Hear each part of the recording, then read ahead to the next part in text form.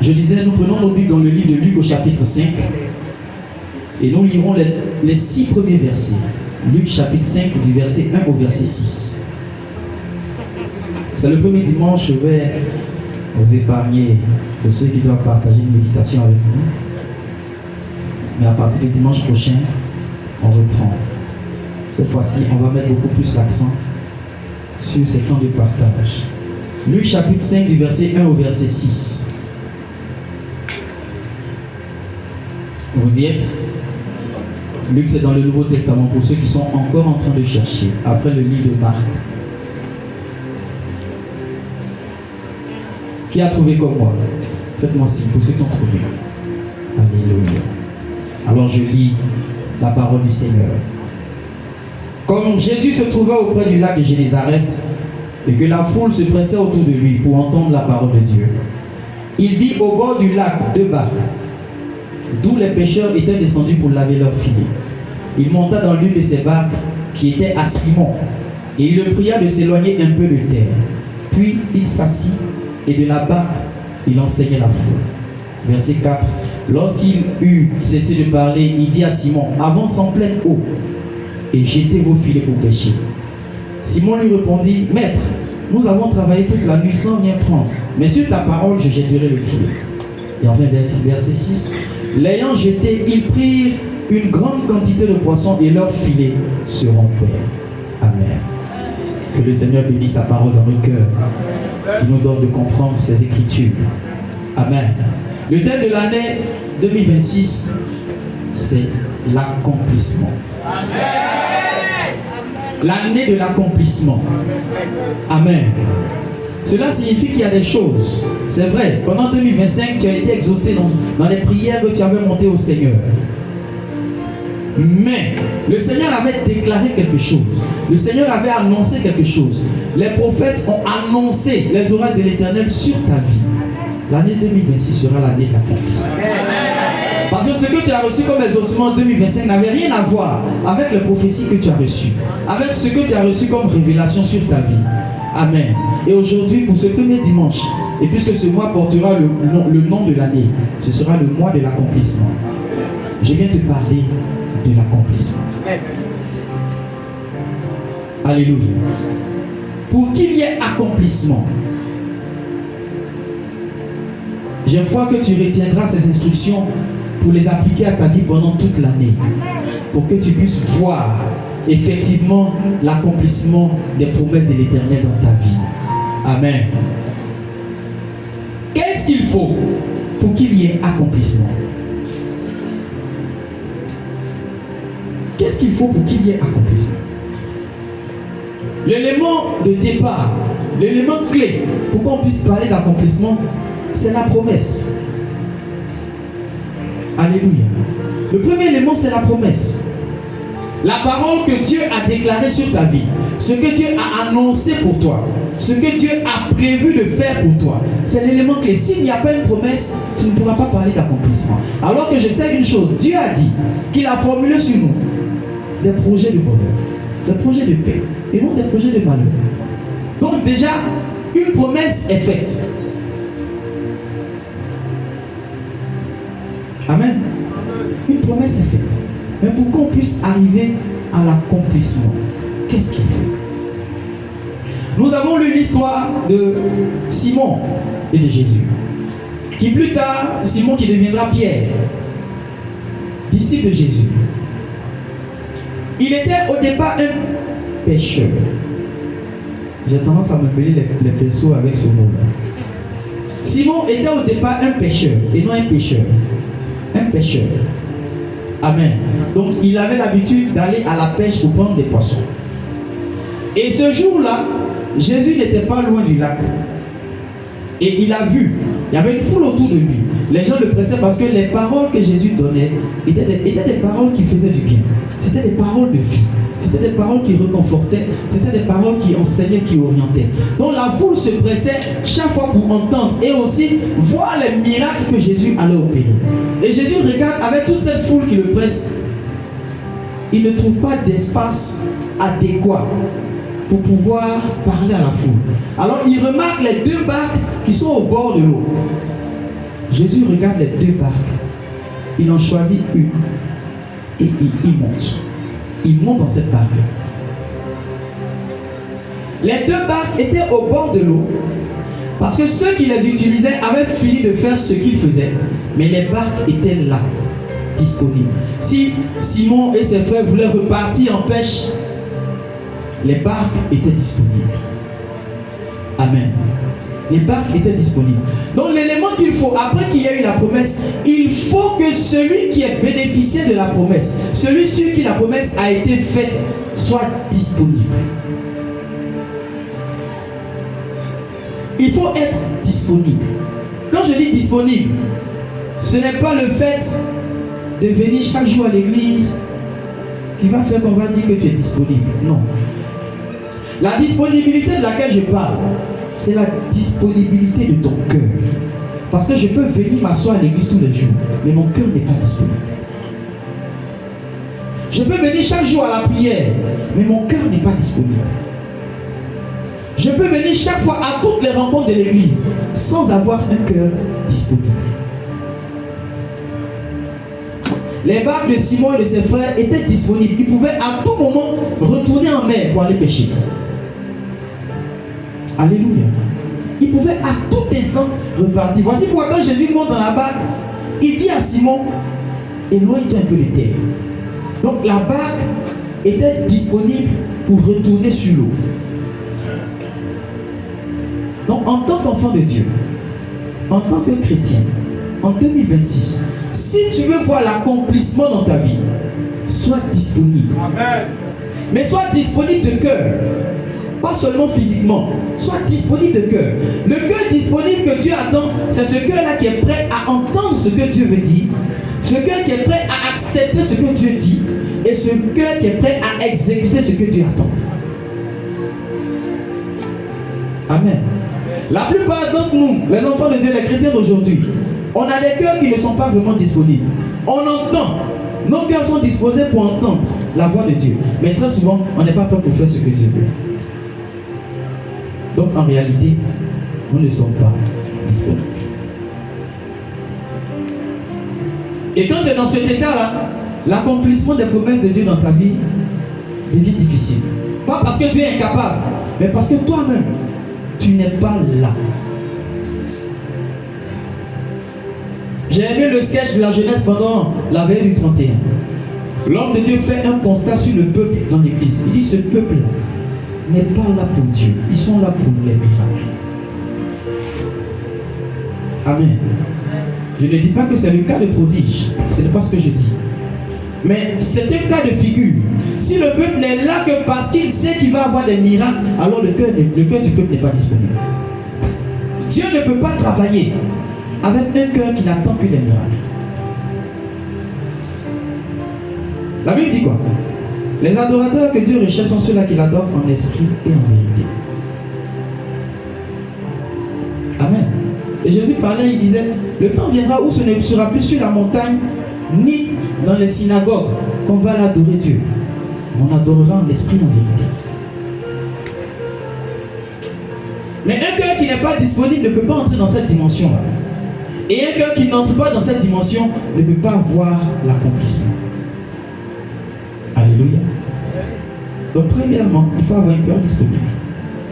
Deuxièmement, il faut que Jésus puisse entrer dans ce cœur. La barque de Simon était disponible. Jésus a repéré la barque et Jésus est monté dans la barque.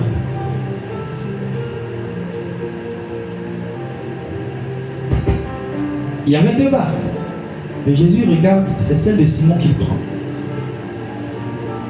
Et il y a quelque chose qui m'a marqué. Je dis, si j'ai ma voiture et que j'ai garé la voiture quelque part, et puis un inconnu vient, il ouvre la portière, il monte, il s'assoit, puis il me dit, demain on va partir. En temps normal, quelle sera ma réaction? Je vais le chasser. Je ne me mets pas de qui. Et puis tu me demandes, tu fais non seulement tu ne demandes pas ma permission, tu montes dans la voiture, puis tu me dis, démarrer, on va partir. On va où? Descends. Ce sera la réaction que tout homme va avoir. Jésus arrive, il voit la barque de Simon, il monte dans la barque et puis il dit à Simon, éloigne-toi des terres. Et Simon fait quoi? Il s'exécute. Alléluia. Donc on pourrait dire que Simon a laissé Jésus monter dans sa barque. Sinon il aurait pu lui dire descends. Nous on vient d'arriver de la pêche, on n'a rien, descend. On s'en va à la maison des fatigués. Mais Jésus monte dans la barque, Simon accepte. Donc le cœur, sinon l'enfant de Dieu qui veut voir l'accomplissement, doit accepter que Jésus soit dans sa barque ou dans son cœur. Ou en d'autres termes, dans sa vie. Tu vas me dire, mais je dis, je suis chrétien, c'est que j'ai accepté Jésus. Mais attends, quand Jésus est dans la barque de Simon, Jésus lui dit, éloigne-toi des terres, et Simon le fait. Amen. Je dis autrement, Simon aurait pu dire à Jésus, descends. Mais il ne l'a pas fait. Alléluia. Donc il fallait que Jésus soit dans sa barque. Il faut pour toi aussi que Jésus soit dans ta vie. Et étant dans ta vie, il faudrait que ce soit quelque chose que tu acceptes, que tu admettes, que tu prennes sur toi. Parce que quand Jésus est dans ta vie, ce n'est plus toi qui commandes. Ce n'est plus toi qui dirige les choses. Ce n'est plus toi qui ordonne les choses. C'est lui qui gère. Et si c'est lui qui est en train de gérer, l'accomplissement qui doit venir là, l'accomplissement est basé sur la promesse que lui-même il a faite. La promesse n'a pas été faite par un homme. La promesse a été faite par Jésus. Donc s'il est dans ta vie, il faut que tu l'acceptes. Parce qu'on entend souvent les chrétiens dire, tu as la chance que je suis chrétien. Sinon, ça veut dire qu'au moins il est en train de parler, en réalité, ce n'est pas Jésus qui gouverne. Ce n'est pas Jésus. Il n'a pas accepté, il n'a pas admis que Jésus soit dans la barque. C'est pour cela qu'il dit, tu as la chance que je suis chrétien. En d'autres termes, si tu étais venu avant que Jésus ne soit dans ma vie.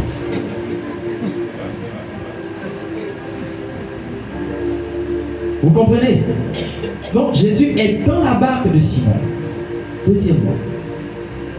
Troisièmement, il faut que Jésus puisse utiliser cette barque. Parce que quand Jésus dit à Simon, éloigne-toi un peu de terre, il exécute et puis Jésus utilise la barque maintenant pour enseigner. Parce que Jésus ne voyait pas un espace où il pouvait se tenir pour enseigner la foule qui était là. Jésus prend cette barque-là, il éloigne un peu de terre et puis commence de sa position à enseigner la foule. Alléluia. Donc il faudrait que tu acceptes que Jésus dans ta barque ou dans ta vie utilise ta vie. On voit souvent des chrétiens à qui Dieu dit va et fais tel. Et puis ils discutent avec Dieu. On voit aussi des chrétiens qui, à un moment donné, Dieu veut agir de telle manière avec lui. Mais lui, il entre en opposition à ce que Dieu veut faire. Amen. On voit souvent des chrétiens à qui Dieu dit lève-toi et va t'arrêter dans tel lieu. Ou bien il est en train de marcher, il arrive, Dieu lui dit maintenant là où tu es, arrête-toi. Reste là, arrête-toi, ne bouge pas. Et puis il dit non, moi je suis pressé, j'ai un programme. Je m'en vais. Donc il ne laisse pas Dieu utiliser sa barque. Il ne laisse pas Jésus utiliser sa vie. Il ne laisse pas Jésus utiliser son être tout entier. La barque de Simon a servi à enseigner le peuple. Parce que par cette barque-là, Jésus a eu la position dont il avait besoin pour pouvoir enseigner.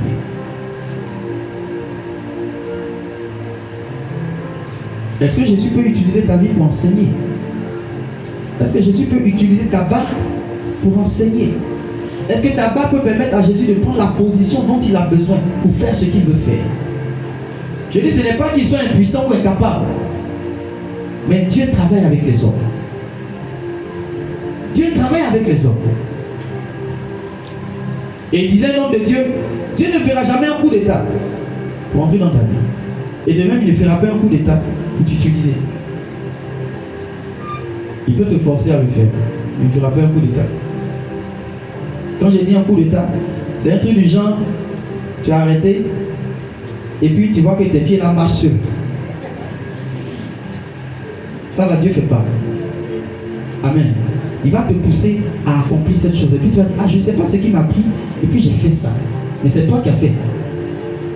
Mais il t'utilise. Toi, en tant qu'enfant de Dieu, si tu veux voir l'accomplissement dans ta vie, laisse Dieu utiliser ta vie. Laisse Dieu utiliser ton être tout entier. Que ce soit ton cœur, que ce soit ton esprit, que ce soit ton âme. Laisse Dieu utiliser cette barre. Alléluia. Et le dernier point.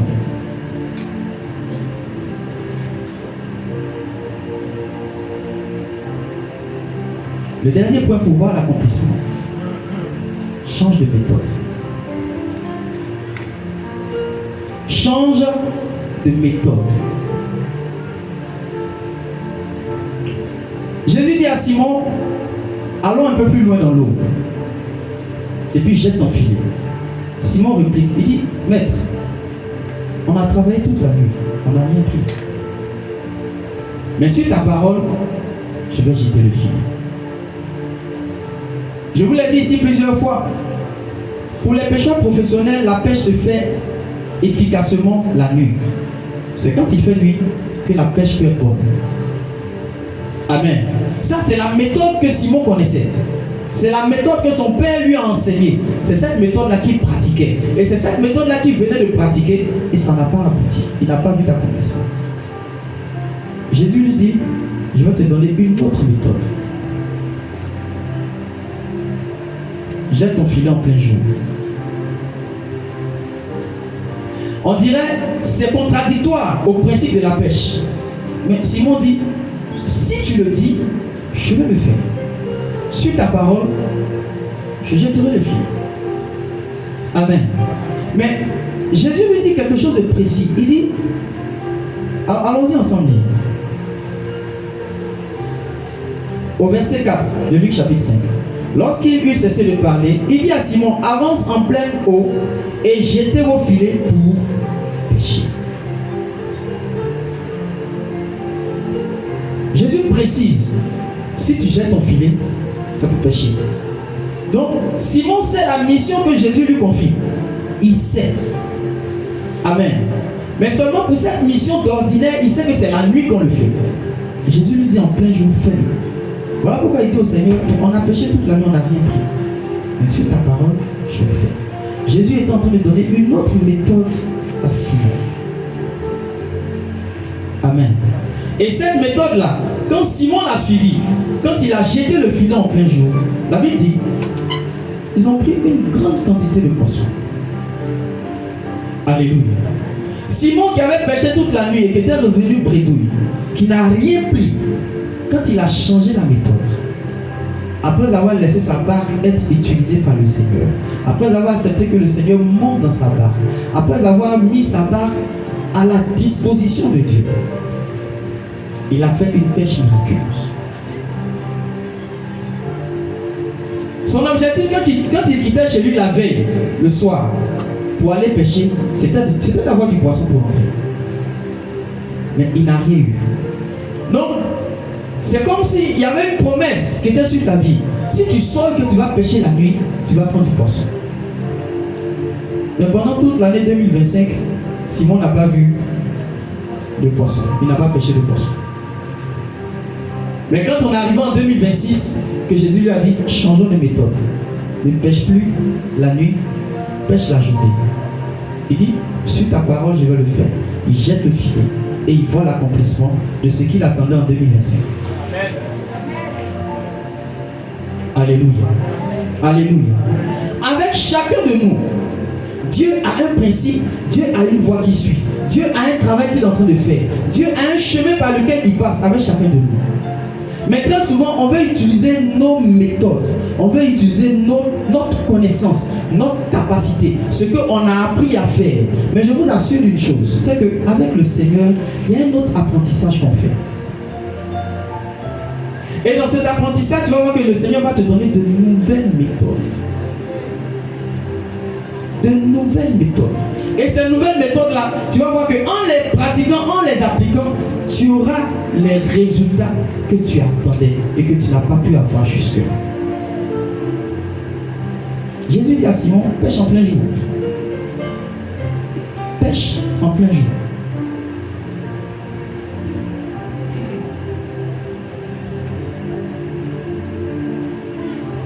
Parce que Simon a accepté d'écouter Jésus. et qu'il a fait ce que Jésus lui a dit, malgré que ce ne soit pas comme ça devrait se faire, mais parce qu'il a écouté Jésus, il a vu ce qui s'est passé. Et toi aussi, je peux te garantir une chose. Si le Seigneur te donne une instruction et que tu as l'impression que cette instruction est contraire à ce que tu sais qu'on fait d'habitude, ne discute pas, fais. C'est une nouvelle méthode qu'il est en train de te donner. Alléluia. C'est une nouvelle méthode qu'il est en train de te donner. Parce que le Seigneur nous instruit au jour le jour. Chaque jour, le Seigneur nous instruit sur quelque chose. Je vous l'ai dit ici. Je ne suis pas allé à une école où on apprend à régler le son. Non. Je n'ai pas suivi les cours pour ça. Mais j'ai un professeur. J'ai un professeur particulier d'ailleurs. On n'est pas beaucoup dans la classe. C'est moi seul élève. Je suis le seul élève. Alléluia. Et souvent je suis là et puis je dis, mais Seigneur, le son là. Voici, j'ai entendu telle qualité de son dans tel coin. Comment faire pour obtenir ce son là? Et puis le professeur me dit, fais comme ça, fais comme ça, fais comme ça. Et la plupart du temps, les méthodes qu'il m'enseigne, je dis, mais attends, quand je prends les documents, ce n'est pas vraiment comme ça qu'on fait. Mais sur ta parole, je vais faire. Je me lève, je prends la voiture, je viens à l'église, je m'assois. Ce qu'il m'a enseigné, je commence à faire. Et quand je finis, quand je teste, je vois que le son que j'ai entendu de l'autre côté là, c'est ce même son là j'entends. Je dis, ah d'accord. Et chaque fois que je lui demande, il me donne encore une nouvelle méthode. Encore une nouvelle méthode. Encore une nouvelle méthode. Vous allez voir dans certaines vidéos où l'orateur, il tient le micro loin, comme ça. Et quand il parle, on l'entend. Vous avez vu déjà ces vidéos-là, où l'orateur tient le micro loin de la bouche, mais on l'entend. J'ai regardé, mais Seigneur, comment on obtient, comment on fait ça? Et puis il m'a montré. Je t'ai montré ça hier, mon frère. Il m'a montré comment on fait. Quand je suis venu, j'ai essayé, ça a marché. Mais je dis ici, c'est vraiment petit. On ne peut pas faire ça ici. Et si on fait ici, ça va siffler en désordre. Mais il m'a montré, j'ai dit, Seigneur, ça là, pour le nouveau temple, on va faire ça. Alléluia. Mais chaque fois, il me donne de nouvelles méthodes. Et ce n'est pas seulement dans le domaine de la musique. C'est pas seulement, je veux dire, ce n'est pas seulement dans le domaine du son. Même au niveau des instruments. Même au niveau de la prédication. Au point où je suis arrivé à ça, je dis, Seigneur, ce n'est pas mauvais de le faire. Parce que je sais que les prédicateurs, généralement, ils préparent leur message pendant des jours, des jours, des jours. Quand je m'assois que je fais ça, tout ce que je prépare, c'est pas ça que je dis. Je dis, Seigneur, c'est une nouvelle méthode de prédication que tu es en train de montrer. Amen. Et ça a commencé comment? Autant de moments. Elle t'appelle, elle te dit, demain tu prêches. Et je prends toutes les versions de Bible que j'ai à la maison, je les dépose, j'ouvre toutes les Bibles autour de moi sur la table. Et quand je regarde chaque Bible, c'est comme si c'est un cahier qu'on vient d'acheter à la boutique. Rien n'est écrit. Je ne vois aucune écriture. Je ne vois aucun texte que je puisse utiliser pour prêcher. Jusqu'à ce que j'arrive ici le matin. Et un dimanche, cela m'est arrivé. Pendant que maman était en train d'annoncer l'orateur du jour, je n'avais pas encore le message. J'ai dit, Seigneur, je vais prêcher quoi à ton peuple? Voilà maman qui est assise derrière moi. Hein? Donc quand j'ai pris le micro, j'ai dit à maman, je demande à maman de prier pour l'écoute de la parole de Dieu. Et pendant qu'elle est en train de prier, le Seigneur me dit, voici le passage, voici le message. Et je prends un livre, rapidement j'écris et je prêche. Donc à chaque niveau de ta vie, à chaque domaine de ta vie, si tu veux voir l'accomplissement, il faut t'attendre à ce que le Seigneur te donne de nouvelles méthodes. C'est là que tu approfondis ta relation avec Dieu. C'est là que tu vas en profondeur avec Dieu dans ce que tu es en train de faire. Mais si tu n'acceptes pas les nouvelles méthodes qu'il te donne, tu vas rester stagnant. Tu seras standard. C'est-à-dire ce que tout le monde fait, c'est ça que tu vas faire. Il n'y aura aucune particularité. Alléluia. Il n'y aura aucune particularité. Alors que je sais que chacun de nous va atteindre une certaine dimension. Mais la dimension là, elle n'est pas fixe. En fait, c'est ça le truc. La dimension n'est pas fixe. Elle est évolutive. Elle évolue. Donc quand tu entres, quand tu penses que tu es arrivé dans la dimension, tu dis c'est ta destinée. Le Seigneur dit non, voilà ce que je veux faire maintenant avec toi. Pour faire ça, voilà ce que tu dois faire. Mais quand tu regardes ce qu'il te dit, tu vas constater que cela est en contradiction pratiquement avec ce qu'il t'a dit de faire la dernière fois pour atteindre le niveau où tu es maintenant. Donc tu auras tendance à dire, mais Seigneur, ça ne peut pas marcher parce que c'est comme ça qu'on a fait la dernière fois. On dit on ne change pas l'équipe qui gagne. Avec Jésus, on change l'équipe qui gagne. Donc il te fera changer de méthode. Accepte simplement. Alléluia. Amen. Et quand Simon a changé la méthode, je vous l'ai dit, il a opéré une pêche miraculeuse. Il a pris une telle quantité de poissons que la Bible dit, la barque dans laquelle ils étaient, tellement les poissons sont nombreux, la barque est en train de rentrer dans l'eau. Au point où il a appelé ses frères pour dire, venez, venez, venez, venez. Et ils sont venus pour les aider. Eux aussi, leur barque est remplie, elle s'enfonce dans l'eau. Mais cela est parti d'où? De la barque de Simon. Pour cette année 2026, bien aimé, je t'encourage, je t'exhorte. Dieu va accomplir ce qu'il a décidé de faire pour toi. Amen. Il va le faire. Parce qu'il ne donne pas un nom pour rien. Il ne donne pas un nom à l'année pour rien. L'année dernière, le thème c'était quoi? Que tes progrès soient évidents pour tous. Beaucoup parmi nous ont fait des progrès que nous tous on a vu. D'autres ont rendu leur témoignage. D'autres ont passé des concours auxquels ils ont été reçus. D'autres ont eu la promotion. Jacques, par exemple, est parti en Europe. Il a rendu son témoignage dans sa famille là. Qui pouvait partir là-bas? Leur terminus là, c'était quoi? La police. C'était quoi leur terminus? CM2. C'est ça leur terminus. Lui, il est arrivé jusqu'à l'université. Il n'a pas pu terminer. Parce que le terminus l'a parlé contre lui. Mais est-ce que vous savez que c'est le moment qu'il lui a dit, va passer le concours de gendarmerie. Il n'était pas prêt. Mais quand il a suivi la voie, il a été reçu. Il est sorti major de sa promotion. De cette position de major, normalement, il vous l'a dit ici, pour son niveau, pour qu'il devienne officier de la gendarmerie, il lui faut des années. Et ce n'est pas sûr. Mais en moins de 5 ans, il passe un concours pour lequel il était d'office éliminé à cause de l'âge. Mais est-ce que vous savez que Jacques suivait les instructions du Seigneur? Chaque fois que le Seigneur lui disait, non, fais comme ça maintenant, il le faisait. Et Dieu a opéré. Son progrès ou ses progrès ont été évidents pour nous tous. Et là où il est là-bas, il continue de rendre témoignage. Les jeunes lions, vous avez vu les images de Jacques? Vous avez vu les images? Où il disait qu'il y avait une cérémonie à laquelle il a représenté la Côte d'Ivoire. À cette cérémonie, il a représenté la Côte d'Ivoire. Et les supérieurs, les formateurs là-bas disaient, bon, il faut qu'on puisse prendre un parmi les étudiants, je vais dire comme ça, pour une interview. Tout le monde dit, prenez Jacques. Prenez Jacques. Prenez Jacques. Et c'est lui qui a fait l'interview. Donc ces progrès sont évidents pour nous tous, jusqu'aujourd'hui encore. Et voici maintenant, Dieu dit c'est l'année de l'accomplissement. Donc je sais une chose, c'est que Dieu accomplira quelque chose pour toi. Mais toi, il faut suivre. Sois dans la ligne. Sois dans la ligne. Ne t'égare pas du chemin. Sois disponible. Entends ce que Dieu va te dire. Sois aussi tel que tu laisses Jésus être dans ta barque. Et laisse-le utiliser ta barque. Et suis les méthodes qu'il va te donner. Tu réussiras à coup sûr. Tu réussiras à coup sûr. Et ta destinée s'accomplira certainement. Alléluia. Alléluia. Vous voyez quand la parole de Dieu dit, c'est une prophétie dont le terme est déjà fixé. Si elle tarde, attends-la.